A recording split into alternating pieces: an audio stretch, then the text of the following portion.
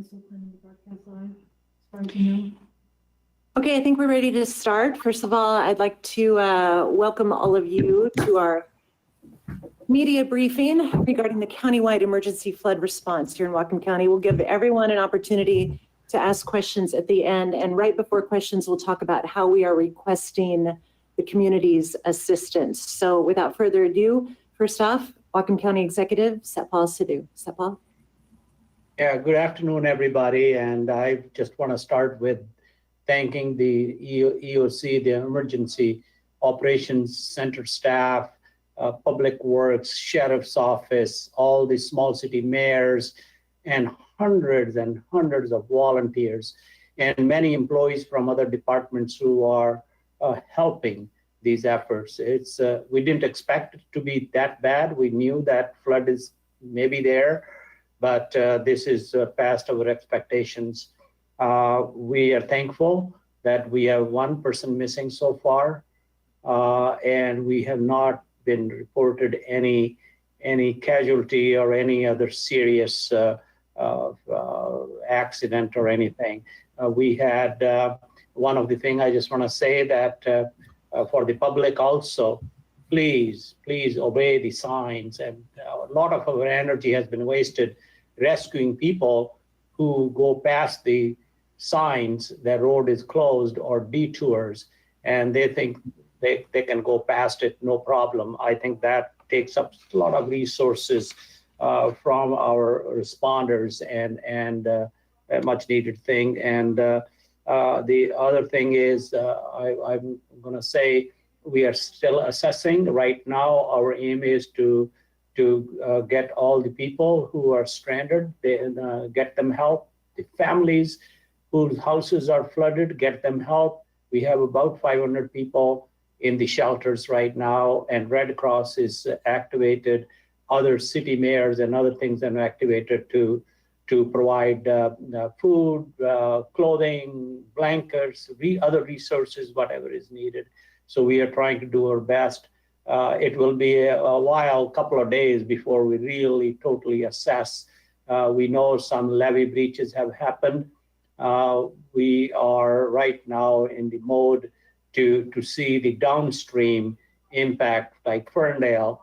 Right now seems like getting the brunt of it, and high tide is also there right now as we speak, which is backing up the water. So with all these things, I won't take too much time, and we would like to start and answer your questions. Deb, back to you, please. Thank you, Executive Sidhu. Sheriff Bill Alfo, you would like to say a few words? Sheriff, you are muted.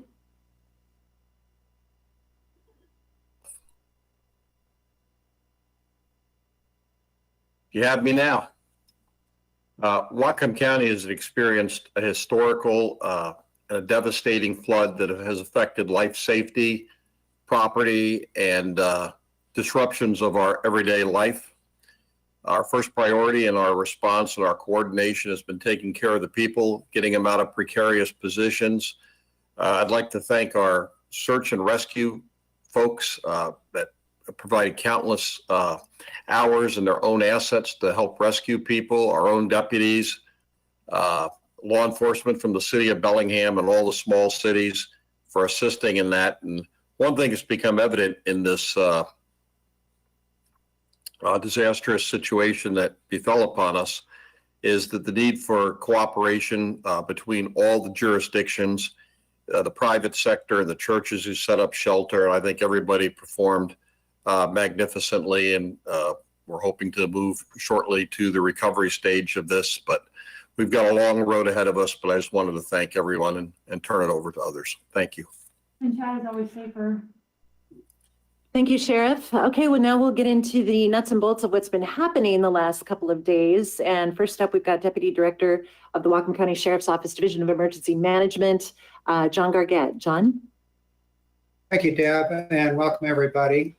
I don't want to take much time, but I do want to hit a few of the highlights and where we are and where we have come from. beginning with the floods, which occurred Sunday night into Monday and continuing today. We've had the communities of Everson, Nooksack, and Sumas significantly impacted. We do have, we're aware of at least 500 displaced homes or damaged homes. We're aware, of course, of the missing individual who was swept away as a result of the floodwaters. Those both are tragic events, things that we hate to see. However, we are continuing forward. We are glad that the floodwaters in the city of Everson, Nooksack, and beginning now this afternoon in Sumas are either reseeded or beginning to reseed. And we have been able to conclude the search efforts in Sumas that just ended an hour or so ago. And all the people that needed to be taken out of their homes have been taken out of their homes. We have had over 300 people that have gone to shelters as a result of their homes being impacted with floodwaters or flooded. As Executive Sadhu mentioned, we performed a number of water rescues.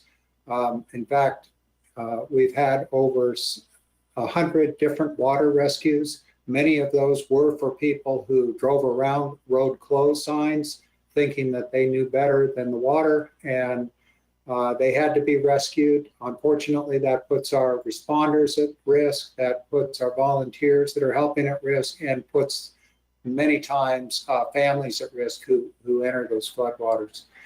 Interstate 5 coming north is still closed at this time at the Nully Road exit. That's both the north and southbound lanes, although there is a detour route available for that.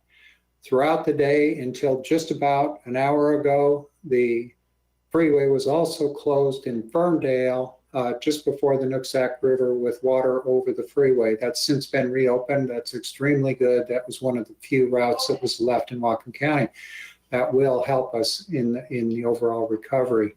The damage to the roads, the damage to the levee systems, the damages to the homes, we are just beginning that process. We do anticipate that it's not going to surprise us if we're in the $7 to $10 million range for the damages, just looking at the areas that have been impacted when we were over in the helicopter today inspecting the areas. There is significant damage, again, to the levees and to the road systems in Whatcom County. The Washington State Department of Transportation has been a great partner. Whatcom County Public Works, all the cities have been tremendous partners. And as, again, Executive Sadhu and Sheriff Alfo mentioned, the volunteers ranging from schools and the school district volunteers in Everson and Nooksack and Sumas, to the search and rescue teams, to the volunteer firefighters, have all just really made the difference for us here locally. We do have continuing flooding down at the mouth of the river. We're hoping that by midnight we have the river close to back to its banks and we begin the cleanup. Cleanup will take probably several weeks to get completed, and along with that we'll simultaneously be performing the damage assessment phase. Deb, I'll turn it back to you. Thanks, John. Thank you so much for that report. Moving on to Public Works, Whatcom County Public Works Director John Hutchings. John? Yes, thank you, Deb. Again, John Hutchings, Public Works Director for Whatcom County. And I would like to focus our attention a little bit now on the transportation system and the work that we have accomplished over the last couple of days in response. And I think just to begin, to set the stage for this, it's useful to know that our maintenance and operation crews have been working around the clock now for, well, since Sunday midday. And we'll continue on those 12-hour shifts day and night into this evening and, if necessary, into tomorrow. Going into this flood event, we pre-positioned sandbags at fire stations and other strategic locations in advance, in accordance with our preparations every year going into flood season, and have made sandbags available from our maintenance facility to all of those communities and folks in the affected north part of the county. So far, we have distributed over 35,000 sandbags to those folks that have been affected, and been involved in sandbagging a number of levees and trying to reduce the overtopping and flood damage. We've closed over 100 county roads since Sunday because of flooding, water damage, or mudslides, and we're currently assessing over 25 roads for roadway and shoulder damage, not including roads that still have water over them, which are fairly numerous in and around the county. Most of our transportation infrastructure won't be properly inspected until later this week. We'll start with bridge inspections in the morning. That'll take us probably a good part of 2 days to get through that, make sure those bridges are safe. And at the same time, we'll have our maintenance crews taking a look at the road damage, and then begin the levee assessment part with our river and flood teams. Some of the more significant road damage that we have found so far is that Samish Way bypass that Mr. Gargett was speaking to earlier. That was a bypass around the closure of I-5.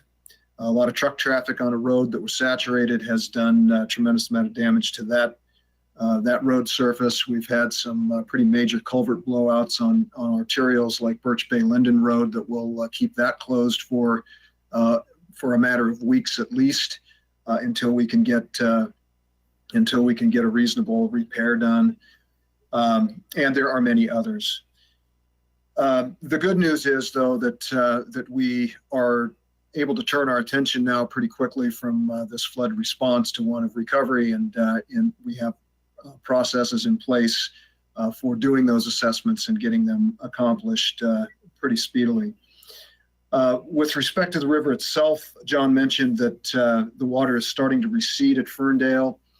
We still have a closure of Haxton Way, which is right now the single access or principal access to the Lummi Reservation, Gooseberry Point, and the Lummi Island community. There is one minor road detour around there that can take emergency traffic, so we've got that opened, and so those communities are not completely isolated. We're asking people to stay home, however, and not plug up emergency responders with at-will traffic. We've had our levee patrols out, of course, since Sunday morning as well, and those folks spend the entirety of a flood like this keeping an eye on the rising flood waters and the damage that is occurring to that levee system to keep so that we can make repairs as we go. In this particular instance, we had a couple of repair projects during the flood fight itself. However, by and large, the waters came up so quickly as to make that work fairly dangerous. And so we were very cautious about putting our folks in harm's way, given the intensity and acuteness of the rising waters. Turns out that this event was larger than our recent historical high of 1990, and that is the standard that we've used for most of our gauging around here.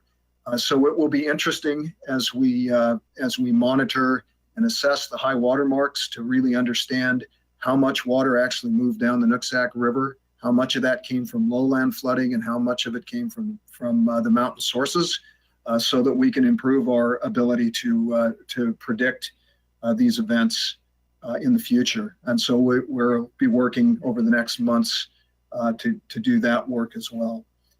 I think that's enough. There are a couple of levees that we know that have some breaches that we'll be working with our partners to make those repairs quickly before we have another high water event, so that we don't exacerbate the situation.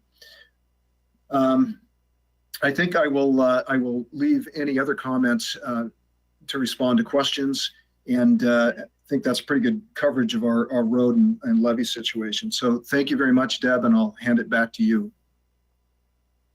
Thank you, John. Busy couple of days. Moving on, we have representatives from the city of Bellingham, specifically the Bellingham Fire Department, Assistant Chief Dave Parker. Dave, what can you tell us about the city's response? Thank you, Deb, and welcome everybody. The city's fared fairly well through this. Our public works crews worked all through the night, and as of right now, we have every road in the city back open again. They'll be spending the next couple of days cleaning up debris and keeping things going. The fire department's done pretty well. We've redistributed some of our medics and our medic units to the outlying areas in the county, so we'll be prepared to be on both sides of the rivers and the roads when they flood. So we've moved a medic out to Lummi Island or Lummi Reservation, so we have a ALS response there. We've moved a medic up into the Linden area to cover the north end. We have a medic out east also to cover that area up near Glaciers. So in addition to that, Ferndale Fire District 7 has put an extra medic unit on to help cover part of that part of the county. So the city's doing pretty well right now, and we're just going to move into the cleanup phase. And now it's back to you, Deb. Thanks, Dave. From WashDOT, we have Chris Demitio. Chris, can you speak to what's going on up here? Yeah, thank you. I'm Chris Demitio from the Washington State Department of Transportation, the Assistant Regional Administrator for Skagit, Whatcom, and Island County. And so, as has been said already, even though the rains have stopped, we have several highways closed due to the flooding occurring here in Whatcom County. Our crews have been working around the clock to clear clogged culverts, remove debris, and try and restore travel on highways as much as safely possible. In some places, that water level is still so high we can't assess what's going on with the highway if it's still in good shape. So we're really, like my previous speakers have noted, we're waiting for the water levels to recede so we can really get an assessment of the status of the highways. As been noted before, we need the public's help to avoid making this a more challenging situation, and we need the public to follow the road closed signs and don't try and cross them. You'll put yourself in danger, and it puts our crews in further danger trying to help you. So probably the one highway of greatest significance is the I-5 closure at Nolly Road. We're currently working vigorously to reopen I-5 at Nolly Road. We had 3 slides there yesterday, and this is what's causing the closure we're currently seeing. Last night, southbound lanes of I-5 at that same location were closed due to water over the way there, but we were able to open that back up early this morning. And whenever we do have a closure, it's for the safety of the crews and the traveling public. So at this stage, we're taking several steps to make sure that slide and area on the northbound lanes are in good shape and safe for our workers and the traveling public to access that area. We've had a geologist on the site, we've had arborists on the site reviewing the site, and again, working vigorously to get that area cleaned up. We had guardrail that was damaged in the slide, so need to get that repaired. So a lot of work going on to be able to restore traffic on northbound Interstate 5. We've got a bucket truck to help with the tree removal. The city of Bellingham is sending out support with the tree removal. So really appreciative of that. And we're hopeful to open soon, but until we can make sure that we can work there safely and we can safely open for the public, we won't be opening that. Freight haulers, we know this is a difficult time for the freight hauling community. And we just ask, again, please follow the signs. SR11 Chuckanut is closed. SR9 is closed. Most of the local roads that are available are not suitable for freight haulers. So we've had some incidents already, and please follow the recommendations. And so with all that said, we've got issues on every highway in Whatcom County, and until the water recedes, we really won't have a good idea. And so we're going to continue working out here. And we just ask the traveling public to be patient, plan ahead, check our website for any updates, notifications. We're available on Twitter and Facebook. And so overall, we just want to thank the traveling public for their support, their patience as we get through this. The community, we want to thank everyone for their assistance in getting through this. And our crews are out there working 24/7 to restore traffic, restore freight mobility. And we just ask for everyone's patience as we move forward. Thank you. Thanks so much, Chris. All great information. Before we get into questions from you, the media, a lot of people are asking, how can the public help? What can we do? Well, other than the big message of don't drive over roadways that are covered in water, the biggest impact that the public can have is by donating through the Whatcom Community Foundation, the Resilience Fund. And I am thrilled to announce that in the last 24 hours, the community has contributed more than $80,000 towards the $115,000 matching pool. So that's amazing. That's amazing. So there's an update there for you. Again, that's Whatcom Community Foundation. It's whatcomcf.org. This conference will now be recorded. And from there you can navigate to the Resilience Fund. So questions. The first question we have is, what outreach was done to locate and shelter those who are unhoused, and is there shelter sufficient for all of those who don't have housing currently? Who can speak to that? Deb, I can speak to that, and Chief Okay. Parker or Chief Hewitt may want to speak to Bellingham. In Whatcom County, particularly in the communities of Everson, Nooksack, Sumas, the number of unhoused is very low, and everybody is well aware of who they are and where they are. And I know that the local police and fire did reach out to those people that could have been at risk. The same has occurred down in the Ferndale area, and both Whatcom County Public Works and Whatcom County Sheriff's Office Division of Emergency Management took an extra effort into an area known as Marietta, which does have several people that were at risk, not necessarily unhoused, but were at risk. Chief, would you like to speak to that issue for Bellingham? Sure. Currently, all of our regular shelters are still open, and we've been moving some of the unhoused there if needed. And other than that, we haven't had a big response for people being moved out of their current homes, because we haven't had that sort of flooding inside the city limits. But our regular shelters all remain open, and they all still have capacity.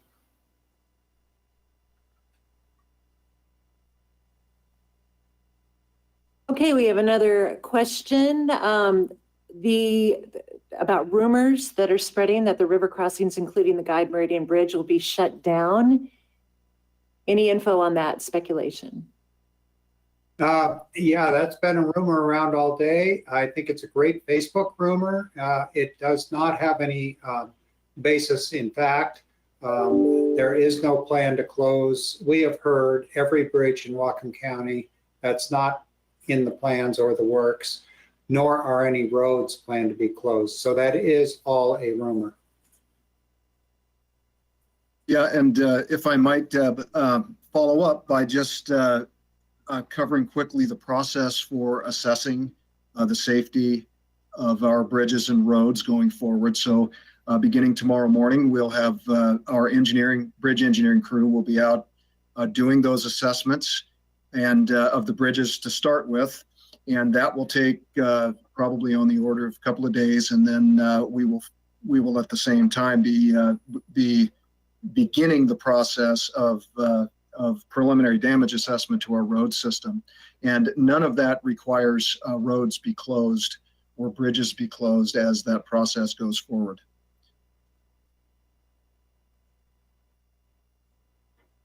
Thank you for that. Any other questions? I don't see any other questions currently in chat. I'll take this opportunity, if you do have more questions to put in chat, to tell all of the attendees that I put the link to some photos on the chat.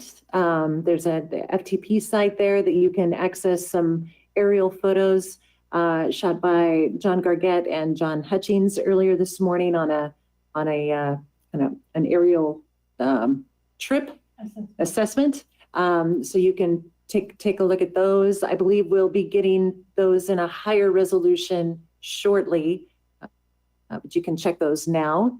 And any other questions? I don't see any of our speakers like to say anything else. Maybe I just want to emphasize that that what Deb has said about to the community, and if people can write in their papers and all the messages, that if they can reach out to Whatcom Community Foundation and donate, because that is the easiest way. Because when we get blankets, we get way too many, or we get too little of other things. Sometimes it's a lot easier for us to plan exact help what the homes need. And this help is not going to be over in next 2-3 days or a week. The people who have been displaced, they will not be able to go back to their homes depending on the damage, because the water damage, basement damage, and then it has to be checked because there's all kinds of contaminants in the water. And if the people's kitchens are damaged, they can't go back and habitat quickly. It could sometimes takes few weeks to a month or more. And we are mobilizing, the veteran Rubicon, I forgot the name, them to come and start helping, and we will have other help available. So this need for funds to these displaced families and the damages is going to be with us for next several months.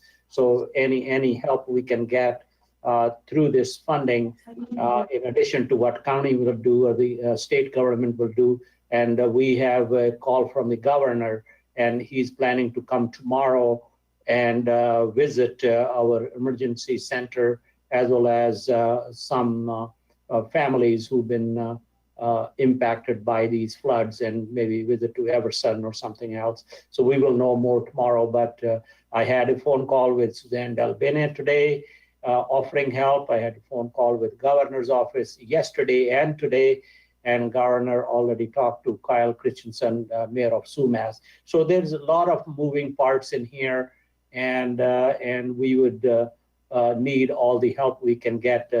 In addition to our staff needs a little break so that they can get like 2-3 hours of sleep.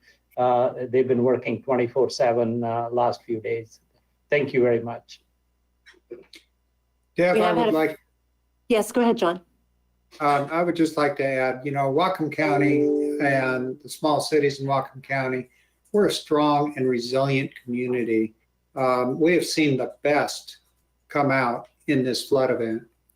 As difficult as it's been for many families, as difficult as it is to face all the damages that have occurred, we have had organizations come out, and they're continuing to come out to do whatever they can do.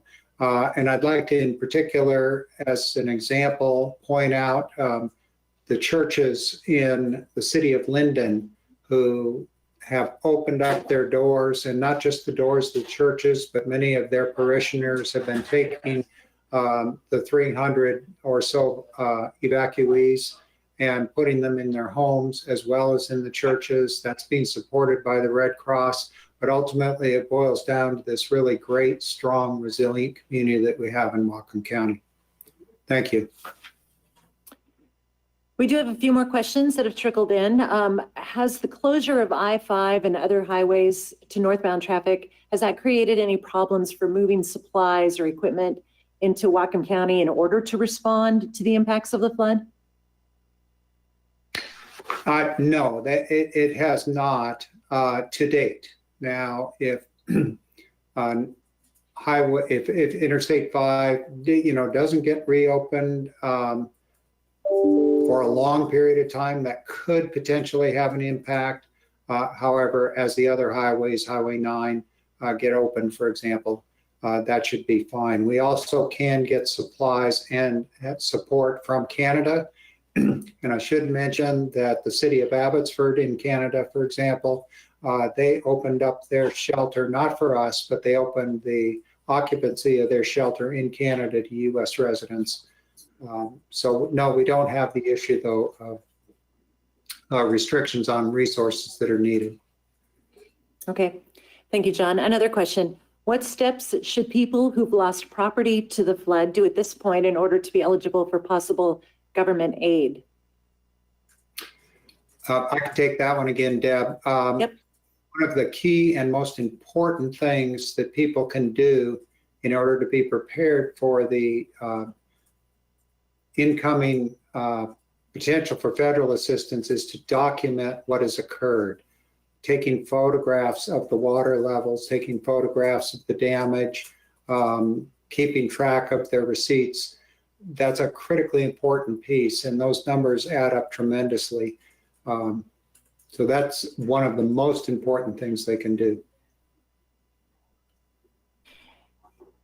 And as time goes on, we, of course, will be releasing more information on guidance through all of that as well, I can imagine. Correct, John? Yes, we will. Regarding We'll be that. doing Yes. that. Yeah, we will be doing that, and we will be sending that out to all the affected communities and reaching out to, while we don't have a lot of unhoused, we do have a number of, for example, migrant workers in the farm community, and we'll be reaching out in different languages. We do want everybody in Whatcom County to be aware of what's necessary. So we talked about ways the public can help, and obviously there's the Whatcom Community Foundation's Resilience Fund, but there's a question out there, if people just want to help, are there any hands-on help opportunities? Anything that we can direct those people to? There are a number of opportunities, particularly in the area of cleanup. If people are comfortable with doing and helping with cleanup, we would ask that those people preferably, call the Whatcom County Sheriff's Office, Division of Emergency Management, to let us know they're volunteers, or contact the mayors directly in each of the cities. We would prefer that people not just show up with shovels and rakes and ready to go to work without knowing that ahead of time. That's so we can allocate where they can be best used.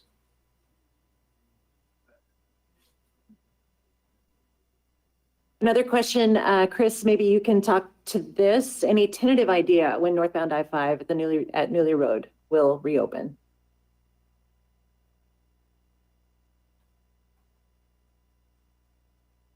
Is Chris still here? Yes, sorry about that. That's okay. I don't have a good estimate. Our crews are out there, and I haven't gotten the assessment from the geologists that were out there to look at the slide. And as I said, 3 slides, debris, guardrail repair. So we're working as fast as we can, but I can't give you an assessment right now. I'm sorry. What happens to the cars that have been stranded? Well, the cars that are stranded, and we did see probably 15, 20 cars that had been abandoned and/or people that had to have been rescued. There is a process. Of course, the owners know where their cars are, and most of them will probably get them removed on their own. If there is the need for any impoundment, that would fall to the appropriate law enforcement authorities to take those steps.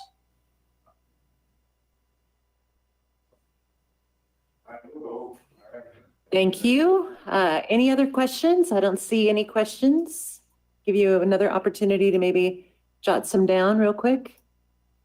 I just put in the chat, I just put a direct link to the Whatcom Community Foundation's Resilience Fund. So I hope that works. If I can follow up with that on another email. One more opportunity for anyone to ask questions. Again, we thank you all for spending time with us this afternoon, and we appreciate your patience as we're working through all of this. And any other questions? One more time. Okay. Thank you all very much. Have a good evening.